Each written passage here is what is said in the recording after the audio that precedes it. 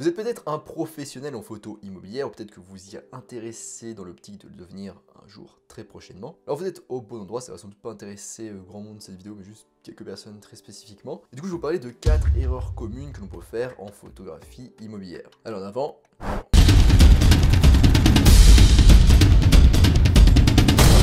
Avant de commencer, je vous rappelle que ma formation gratuite est toujours disponible en description. Vous pouvez cliquer dessus et vous inscrire immédiatement. Alors, première erreur, fermez les stores ou les rideaux. La lumière du soleil est votre ami.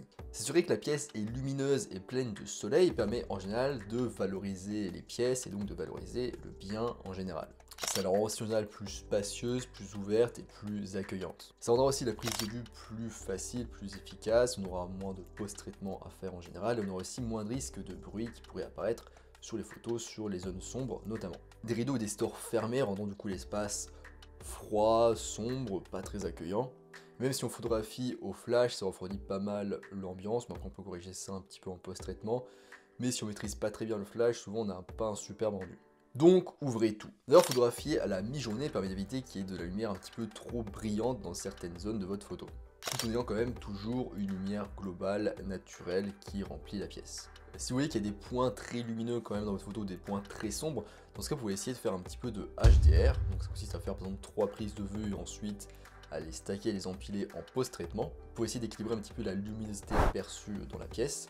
Éventuellement sur les zones sombres, vous pouvez utiliser un flash déporté externe. Deuxième erreur, se présenter sans le bon objectif. Une erreur commune, c'est d'arriver un petit peu comme ça la fleur au fusil sur le lieu et de ne pas avoir forcément prévu le bon objectif. Par exemple, si vous devez prendre des photos dans des endroits très étroits, vous aurez sans doute besoin d'un objectif zoom, grand angle, voire ultra grand angle. En général, on essaie de rester sur du grand angle pour pas trop avoir de distorsion importante. Et à l'inverse, si vous travaillez beaucoup en extérieur, vous pouvez avoir besoin d'un téléobjectif ou d'un objectif standard, qui peuvent s'avérer très utiles, surtout si vous avez beaucoup d'espace et un arrière-plan sympa comme, je sais pas, une montagne, une forêt ou une plage. La clé, c'est de savoir à l'avance dans quoi vous engagez pour chaque séance. Et d'ailleurs, vous ne devez pas forcément avoir beaucoup d'objectifs et vous saigner, voire vendre votre rein du coup pour les acheter, surtout si vous débutez et que vous n'avez pas beaucoup de budget. Vous pouvez réaliser sereinement pas mal de photos, de séances photos avec un objectif 24-70 mm ou 24-105 mm, si les intérieurs sont assez spacieux et si on ne vous demande rien d'extravagant. Cependant, si vous photographiez beaucoup d'espaces restreints ou de petites pièces, éventuellement un zoom ultra grand angle peut vous servir, comme un 16-35 mm ou un 14-24 mm. Même s'il y a tendance quand même un petit peu à trop distordre la photo et peut-être voire même à mentir un petit peu sur l'état de la pièce, en général on essaie de rester quand même sur du grand angle. En fait, la chose la plus importante à faire finalement avant d'arriver directement sur les lieux, c'est de poser la question à votre client, ou au propriétaire du bien en tout cas. Demandez la taille des pièces, la taille de la propriété, un petit peu comment c'est positionné, s'il y a un arrière-plan intéressant, s'il y a d'espace autour, et un petit peu quel type de photo est-ce qu'il recherche. C'est très important de communiquer pour éviter les déceptions. Si jamais vous vous retrouvez avec un angle de champ trop faible parce que vous avez une distance focale qui est trop importante, dans ce cas, vous pouvez prendre une série de photos comme ceci, par exemple en rotation portrait, vous mitraillez un petit peu comme ça, et après tout regrouper pour faire un panoramique en post-traitement. Troisième erreur, avoir des lignes tordues. La manière la plus simple et efficace d'améliorer vos photos immobilières, c'est de vous assurer que toutes vos lignes horizontales ou verticales sont parfaitement droites. Ça signifie tout simplement que vos lignes verticales sont bien verticales et vos lignes horizontales sont bien horizontales. C'est rarement le cas quand on utilise un grand angle qui a une formule de distorsion assez importante et encore plus quand on utilise un ultra grand angle. Donc pour ça c'est assez simple, vous allez du coup utiliser Adobe Lightroom. Vous allez dans un premier temps faire une correction de l'objectif, donc dans l'onglet, dans le volet correction.